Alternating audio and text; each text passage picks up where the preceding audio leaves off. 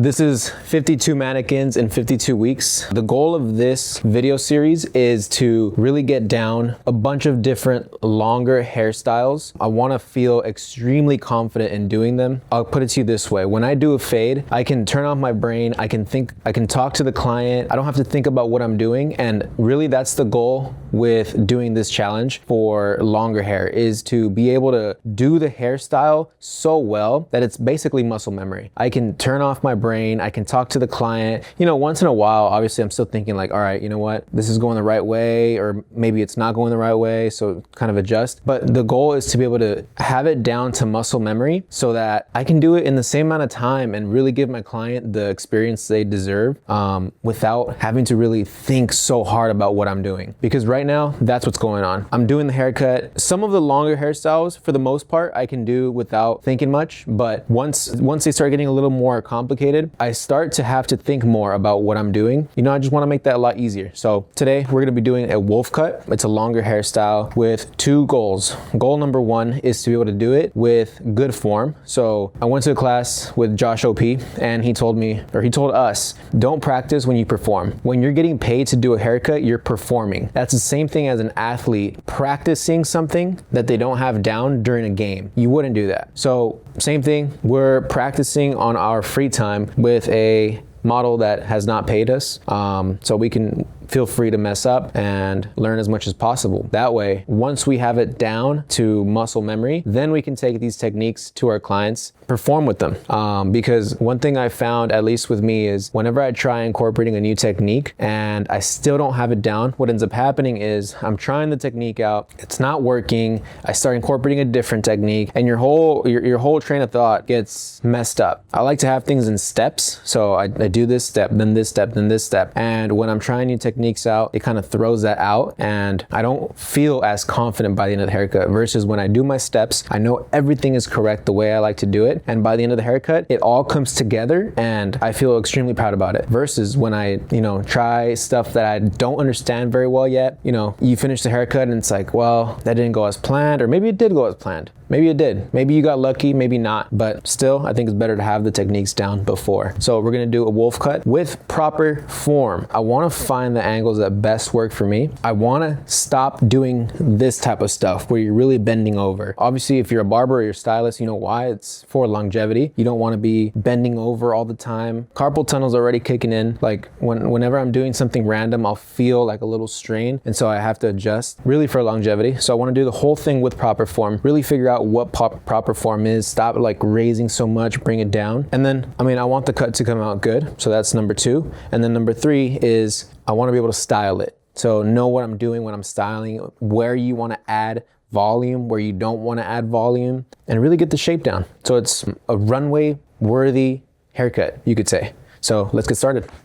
We're going to start off by saturating the hair fully and sectioning the top from the sides. I like to use my big spray bottle. People make fun of me in the shop because it's literally a spray bottle from Home Depot, but I like it because I spray it 1 or 2 times and it fully saturates the hair. The only problem I would say is, and I noticed this at a class I went to, is it drips a lot because it's too much water, But as long as you have a towel and you put the towel around the cape, then it catches everything. I don't know, I got used to it, and now whenever I use a spray bottle that sprays less, I just can't, man. I started spraying it a little bit and I'm like, man, this is too slow. I miss my spray bottle. And this mannequin is from Pivot Point, which is supposed to be a really good mannequin head producer or manufacturer or whatever they are. I just heard about them at a class and I had a cheaper stand as well. So it was honestly a pain in the ass. Dude, every time I could not do this without the stand moving, versus right now, dude, this head is in there. So I can work on it as if it was a regular client. What's cool about mannequins too is you can wet the crap out of them. Like I wouldn't do that with a client, but with mannequins, talking about doing the right practices, I wouldn't do this with the client, but with the mannequin I will. It's just faster. And I forgot my clip, so let me grab my clip. That's actually gross. So we twist it up and clip. And there's step one. And then I'm gonna saturate the sides as well. Well, basically the entire head of hair. And then we're gonna section everything from behind the ear is gonna be one section, and then everything in front of behind the ear is gonna be another section. So you see that drips a lot, but you take the area from the back of the ear to the top of the section, you could say, and then you section that off just because it's a lot of hair to manage, and then you twist it up. What's cool about these pivot point ones is or I guess any mannequin that has good hair would be that the hairs, if you go with a cheap one, the hair is really stiff and it's hard to comb through. They're kind of a hassle to deal with. You can still get the haircut done and everything, but you can definitely tell the difference between a nice mannequin and a cheap one. But these are like crazy expensive. They're like 80 bucks. I'm gonna do a wolf cut on it so that it stays long, and then I can keep going shorter and shorter just to squeeze the most out of it. Because I mean, imagine doing one haircut, 80 bucks down the drain. And then we do the other side. And I wanna preface this as well, because I don't want you to think that this is my technique or that I'm the one teaching this. This is a cut that I learned at a Josh OP class. So all I'm doing is literally just practicing on my free time, getting it down, getting all the fundamentals down. That way you're just a lot more confident when you're in the shop actually cutting hair. It's not to say, like, sometimes I would think like, oh, what haircut am I gonna practice? I'd be like, well, I'm not gonna practice a haircut like this because I'm not even gonna use it that often. And no, you're not, but it's not about that. Or maybe you are, you know, I don't know what your clientele looks like, but it's not about that. It's about having everything under your tool belt. And then when you need to have it, oh, you're gonna be super glad you have it. Like, you're gonna be, when you need to use it, like today, I could have used it today and I didn't. I did a different hairstyle that, like, I could have given him a solid, like a proper wolf cut, but instead I gave him more of like a flow. I think there's small differences in between them. So it still came out like a really good haircut. He still loved it. He still styled it really well. But I think if he had a wolf cut, which is really what he wanted, it would have just been a lot more attitude to it, a lot more, you know, a lot more personality. What we end up with is like that. So everything behind the ears sectioned off. That's how the top is sectioned off, cowlick to the recessions, and then other side the same. And sometimes I would see people and I'd be like, why are you sectioning all of this? But really, once you start doing it, you realize like it just helps you control certain areas better. Now if I don't section, I feel dirty. Like if I go into a haircut without sectioning, I'm like, dude, what? Like, you could have just sectioned it. Just take the extra couple minutes, maybe a minute to section, and your whole haircut comes out a lot cleaner. You notice things about the hair, you know, you set the shape right, versus like I feel like there's no downside to sectioning.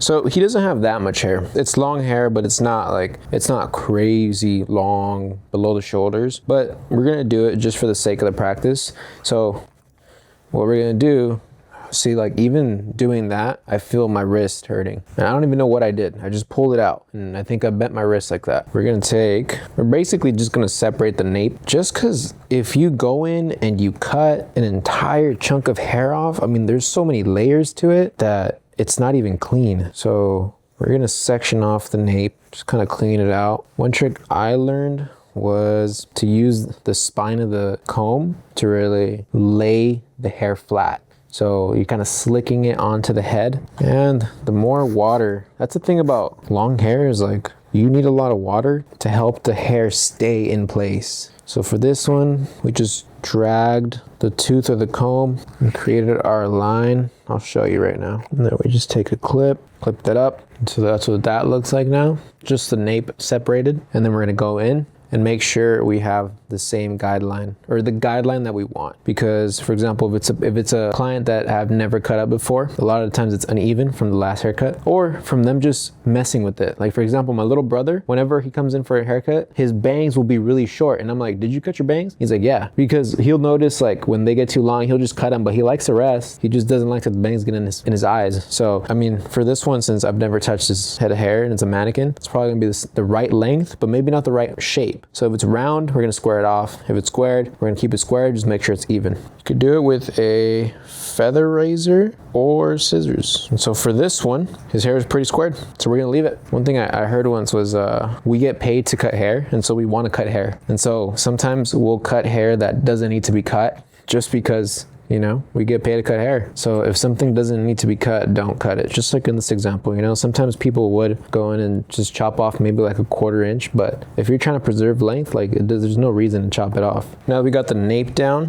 what we're gonna do is we're gonna pick basically our top layer. So when you think about a layer, it's literally what it is. It's hair layering from the top down. I gotta think, where do I want the top layer to sit? For a haircut like this, I wanted to sit pretty, I like extreme layers, to be honest. Like, clients don't really know what they want. Maybe females do, but guys, they don't really know what they want. They just see how it looks and it looks good, you know? For me, if I take my top layer, I wanted to sit somewhere right here, pretty extreme. So all I would have to do is pull it down. Where do I want it to be cut to? Somewhere right here. And then depending on the texture of the hair, so if it's curly, you take that into consideration. So if it's curly or wavy, is it gonna bounce? And if so, how much? But for him, I'm gonna put his layer somewhere right here. And actually, I'm gonna take a smaller section, because what happens is if you take too big of a section, it almost creates two different sections. So that was my first problem, honestly. I'm literally just gonna take a small chunk. So I wanted to sit somewhere right here, bring it up, and then I'm gonna chop that off. So now you see it sits right there. And also, like, depending on the cowlick, you might have to choose a different length, but for me, I'm gonna choose right there. And then we're gonna follow this same guideline around. Basically, there's a V on top of the head. We're gonna follow the V. So we're gonna follow this up here, up here. And then all we're gonna do is literally just join the top layer to the bottom one. So we're gonna pull them up and then join them. And that's how you create the layers. So let's work on that.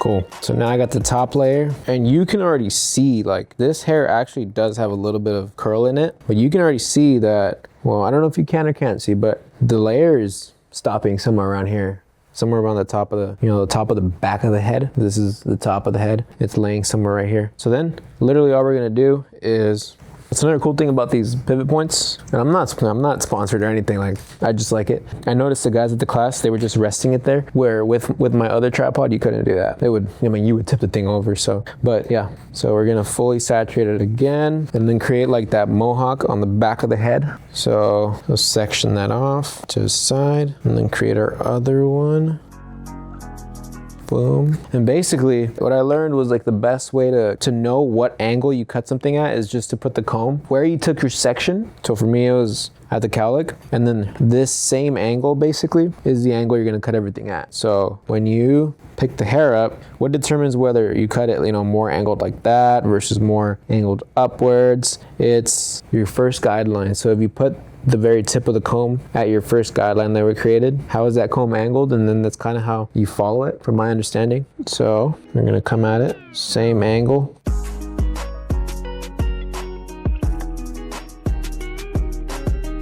And so you're slowly over directing the hair. And then what I'm noticing right now is, like, basically off the two sections, you kind of create a guideline. So if you see, like, the hair is nice and straight, you kind of just follow that all the way down.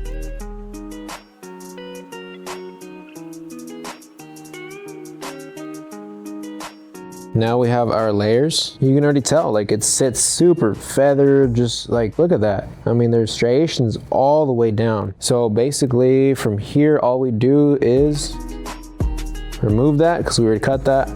And then we just start here. Take our top line and our bottom line and connect them. So we're gonna do that all the way through this way, and then all the way through this way. And then the whole back will be layered nicely. So let's do that. From what I've learned, at least, combs with sections are basically what you want.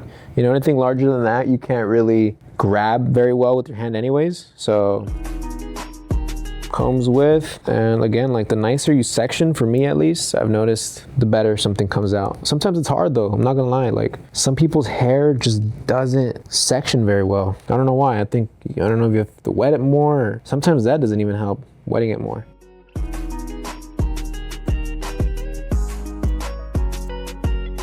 I've seen some people cut like this. Just want to try it out.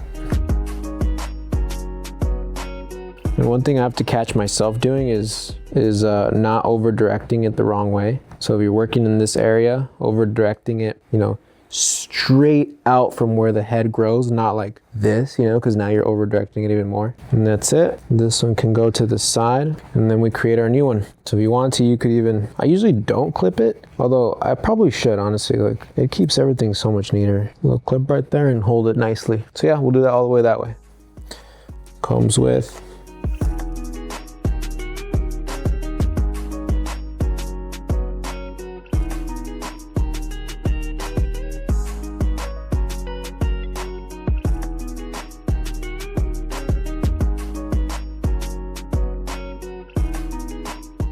So now that we've got our back layered pretty well, you can see how well that layered up. It's all springing up. We're gonna start moving on to our sides. We chose our point where we want to keep the top layer on the sides, and for me, I chose like bottom of the cheekbone, which is kind of an area that I usually choose for a longer hairstyle like this. And then on the sides, we're actually going to be leaving a little more of the weight, and the reason for that is because if you don't, what happens is it starts to become a little sparse. Same thing with the front. If you don't leave as much weight on the front, what happens is you can kind of start to see the forehead a lot. It doesn't look like that thick fringe that some people are looking for. So we're gonna connect to that point through the parietal ridge, because that's the part that comes out. So you know what, before we do that, I'm gonna take this, because then it starts to get a little messy. Before we even start blending anything in, I'm gonna take the other side and I'm gonna match it, because then things start to get messy.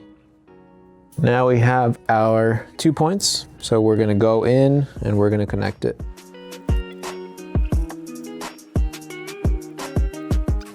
And then using our feather razor, we're gonna start to feather that out. Bam. And we're using proper ergonomics. Bam. And our last section, bam.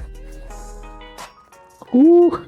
And that's starting to look nice. That is a proper wolf cut. Looking sick. Now we're gonna do the other side. I'm gonna just redo the top, because I don't know how it got messy, but it got messy. And honestly, I was starting to feel sleepy. It's 10:30 p.m. right here in SoCal. And like, I mean, I try to be in bed pretty early. I try to be in bed like 9, going to sleep at 9. Lately, it's been terrible because I don't know, I've just been working too much. I'm doing these videos, editing something, you know? But honestly, seeing this start to come out, like actually how I want it and how I pictured it, gave me a little boost of energy. So that's good. All right, now we're gonna do the same exact thing. Saturate that, chose our point, parietal. Choose our 2 sections, our 2 points to connect. Is it lined up properly? Yes. Cut. Bam. Take our section and turn this guy a little bit. I'm gonna pull out our feather razor and I'm gonna start to cut. Oh, my comb got in the way on that one. Take a nice combs width. Groom the hair nicely. Right when it starts to get in the way. Bam. Nice. Bam. Looks good to me. Now what we're gonna do is start getting our bangs basically. So you're gonna split straight down the middle. You can see that, find the middle. This guy's super symmetrical. Most people are not symmetrical at all. Actually, no one is really. Like sometimes I'll try to look for the middle point at their nose, but you know, the nose will be pointed slightly towards another way. So I'll choose a nose, but then I look and I'm like, yo, my line is like off to the side. And I'll look at the eyebrows. But when I choose the eyebrows, the nose is off. So you kind of have to reference the entire face. And honestly, it's not that deep. Like it doesn't have to be center, as close to center as possible. Make our line, split down the middle. So a little bit off, readjust.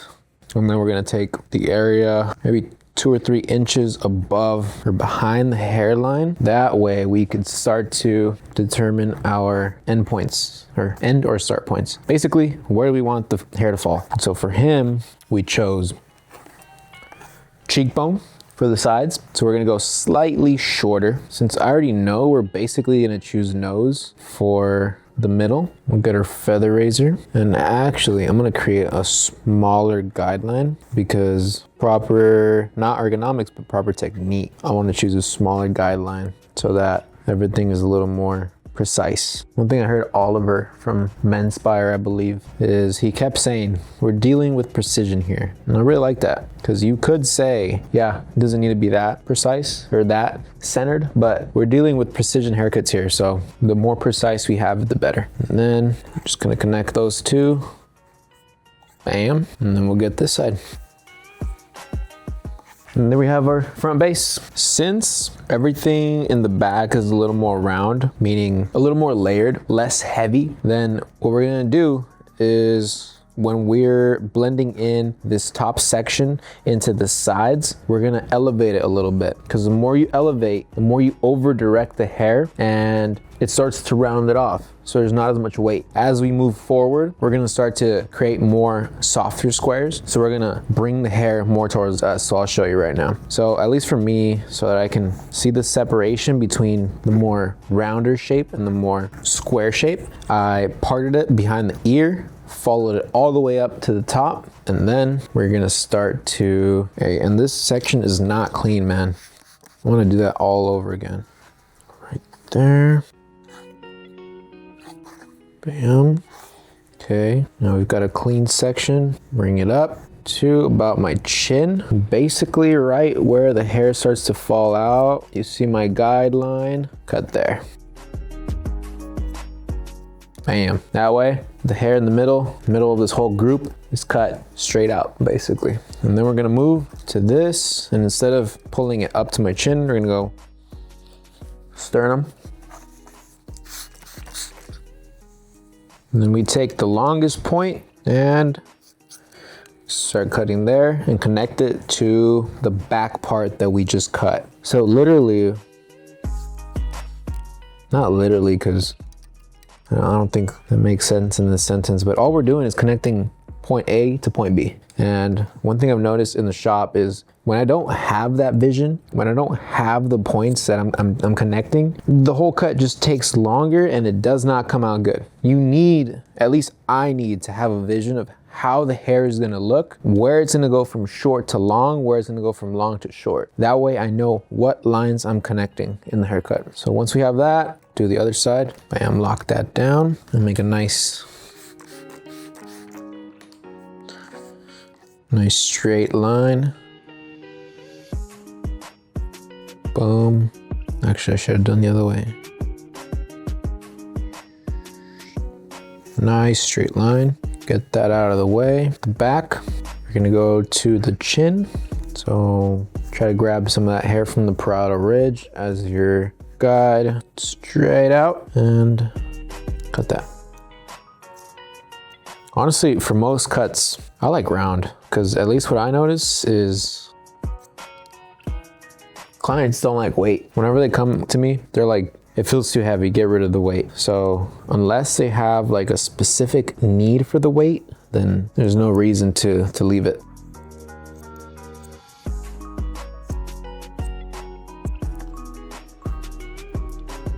We're gonna take a section of the front because we're gonna cut that kind of chunky or over directed. So this is a part that I kind of need to see what I'm doing. So really what I'm gonna do is I'm gonna over direct it forward. And what that's gonna do is gonna keep the weight in the front. Basically keep it a lot fuller in the front, because a lot of clients, they just wanna see that there's a lot of hair there, you know? Especially like a lot of the kids, they've had barbers where the barber just takes off too much hair. So if you leave that hair, people are kind of impressed. They like it, you know? After that, we're gonna start to take comb width sections backwards and blend everything in. Just point cut all of that. So you get a nice clean, well, not a blunt cut. It's a nice clean cut that's not too harsh. And then cut it straight out from the growth pattern. Bam. There you have it.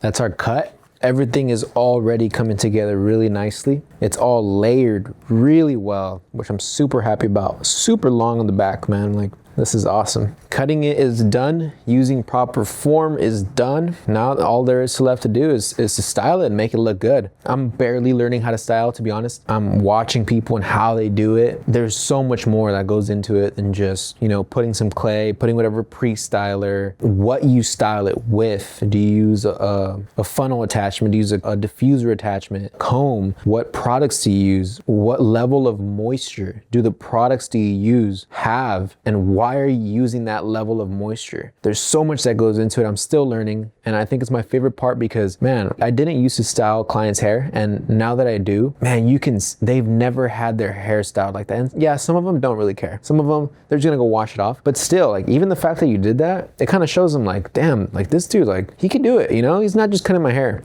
He's good. And I think they appreciate that. And the clients that do appreciate it, they love it. One of the things I learned at a class is you're not just advertising towards, well, when you're done with the haircut, it's kind of like your billboard, right? You're not just advertising to the client that you can cut their hair. You don't want to just make them happy. You want to make all the women in their life happy. So when they go home to their wife, to their sister, to their whoever, even their brother, who cares? The more compliments they get because you style the hell out of it, even if it's not how they would normally wear it, which I think is better. Like if you style it so nice that they wouldn't, like it's almost too nice for them to rock around, but you styled it so they'll go home like that. When they get home and no one's ever seen them like that, they're gonna get compliments. They're gonna be like, damn, like your barber's good, or you know, your haircut's good, whatever. And that goes a long way, I think, especially if you're charging premium prices. My cord's a little bit short because it's connected over there and I don't have an extension cord. Basically, all I'm gonna do is diffuse everything on the back because they're curly. We want that texture. We want the curls to pop out. That's what the diffuser gets us. We're gonna diffuse the sides. The top or the front, we're gonna style it kind of like a middle part, kind of grungy in his face almost. Something like that. Very wolf cutty. And we're probably gonna flatten this out a little bit so that he doesn't get too much volume. And then, yeah,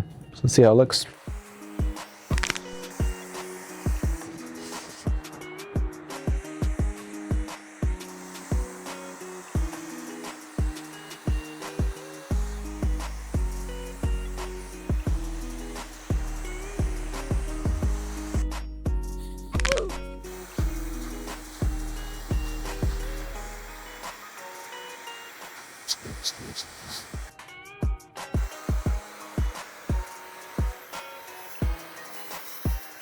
So that's what we're left with, is a very textured curly back. I mean, you didn't even realize how curly his hair was when we started, and cutting it into these layers really brought it out. I think the back what we were going for is very squared but soft, no real weight, and it's just, you know, it's long hair up here. You can see the shortest layer. Look how short that is. Shortest layer is right there. You can't even, like, it looks like it's part of it. The front, we styled it kind of like a middle part, kind of fringy middle part going to the sides a little bit. I like the look of the kind of more flat sides, not as much volume on them, not sticking out much. That way it really brings out the squarish front and the back. If he wanted to, he could wear the front over his shoulders, which would be just super grungy. You know, the person that wears this has to have some type of attitude when they walk. That's what this cut is going for. And so there you have it. The biggest takeaways from this haircut was angling the comb upwards when layering. Usually I just go in and I get the comb, I pull it out, and then I just start point cutting. But this was a lot more, I mean, just seeing the layers that we got on this, I'm definitely gonna start doing this version more, where you over direct the hair upwards the entire way. Now I know if I'm trying to create layers like this in the back, to start from the recession point, because a lot of times what I used to do, I would start from the recession point, but I would pull it upwards like this, and I would cut. And so instead, yeah, bring it down, see where you want the layers to be, but then bring it up, cut, create your guideline across, and then blend everything downwards. Another thing that I really learned on this cut was being mindful of leaving the weight on the sides. Really, like, not layering it. In some areas you don't want to layer it, and sometimes clients, they ask, yo, are we gonna layer the sides? Are we gonna layer the back? And I tell them, like, yeah, we're gonna layer the back, but we're not gonna layer the sides, because you actually want, either you want to graduate the sides, you want to go from short to long so we can create a nice face shape, or in this case, you want to layer a little bit, but we're trying to keep some of the weight. so that it doesn't look like super sparse right here, because right here it looks super full, and if it looked really sparse and not so dense here, it would look kind of funky. Whereas since we left the density, it looks like it all flows together. So there's that.